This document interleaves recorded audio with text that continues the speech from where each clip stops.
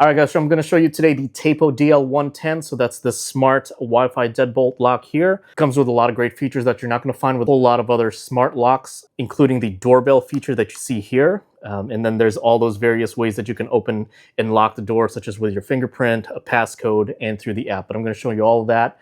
I'm going to show you how to install it, how to open and lock it, and how the app works. So as far as installation, you can first remove the existing lock if you have one, and then you want to first install the strike plate. So it does come with that. By the way, this thing comes with everything that you need. The only thing that you really need to provide would be a screwdriver or a power drill.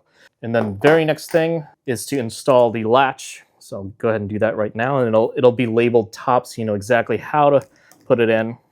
And you just put it in like so, just like any other latch. And then same idea, you just need to screw it in the top and the bottom. And then the next thing you want to do is to just put on the exterior assembly, so the outside portion. And then the nice thing I want to point out about these is that it does come with the rubber plating, so it's going to be weather resistant. And then you just want to make sure that wire goes under the latch. And then you want to stick the spindle, of course, through the spindle hole. All right, so once that's done, you're going to take the interior mounting plate here, and we're going to install that first on the other side. So you're going to, stick the wire right through that rectangular slot there at the bottom, and then the spindle through the hole there. And then we're going to attach the two using the mounting plate screws. It does come in two sizes, which is great. So if you have a larger or thicker door, there's a thicker, longer version. I'm just going to go ahead and use the shorter screws here. All right, once you got both plates in, go ahead and connect the red to the red here for the wire. And the nice thing about this is that there is a groove slot, so with the extra wire, you can kind of place it right in there so it's out of the way. Go ahead and connect the wire to the other end of the interior, and then we can kind of just go ahead and place the interior on. And then we're going to attach the interior to its base by using these small little screws here. And there's going to be 3 of them, and then you'll see those holes here, here, and at the bottom there. So let's do that now.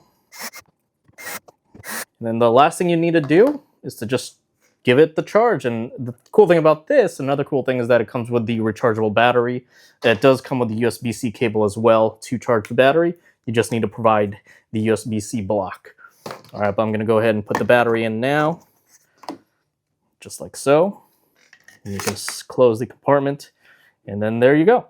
All right, so after assembling it, it's at this point that you would download the app to register your fingerprint, create your passcodes, and all that. But I've already done that, so I'm going to show you how to lock and unlock the door now. All right, guys, so first I'm going to show you how to lock this thing. So once you have your fingerprint scanned in, you can use your fingerprint, of course. Locked. You can also simply press the check mark here on the outside. Locked. And also lock it like that. You can also use your passcode. Locked. There you go. From the inside, obviously, you have the latch that you can just close and open. Unlock. So both for locking and unlocking. And then, of course, you have your physical key. So the way you access that is right through the doorbell, right behind it. You just easily pull, and that will reveal the keyhole. And then there you go. By the way, that's how that doorbell sounds. So let's just take a look at that real quick as well. And it also does have the auto lock feature, so you can turn that on. So once you open it after a certain amount of time, which you can change through the app, it will auto lock itself. So let me show you now how the app works and all the features that you can access through there. All right, guys, so taking a look at the app, as you can see at the very top there, you'll see the charge for the battery. If you press on that lock right at the top there, that's how you can unlock and lock. Unlock. Below that, you'll see you can set a one-time PIN code. If you click on event log, that's where you can see a log of all the things involving the lock. So even when somebody presses a doorbell, it'll give you the time. It'll tell you when the PIN was used to lock and unlock it, and amongst other things. You can set all the members and their fingerprints. You can register them through members and fingerprints. And then at the very top, this is probably the most useful section here. You can turn the doorbell on or off. You can set an emergency code. So if nothing's working at all for you, you can just set a code in this app to be able to use to lock and unlock. In lock settings, this is where you can change the auto lock settings and the auto lock timer from 15 seconds all the way up to even 15 minutes. Or you can disable auto lock and just create an entirely new schedule that works for you. And under security settings, this is where you can turn on wrong try protection. You can scramble your PIN code, which is where you can enter numbers before the PIN or after the PIN. As long as the PIN in the middle is correct, it will still allow you to lock and unlock the door. You can even set it so that you can use the app to lock and unlock it, or you can turn that off completely.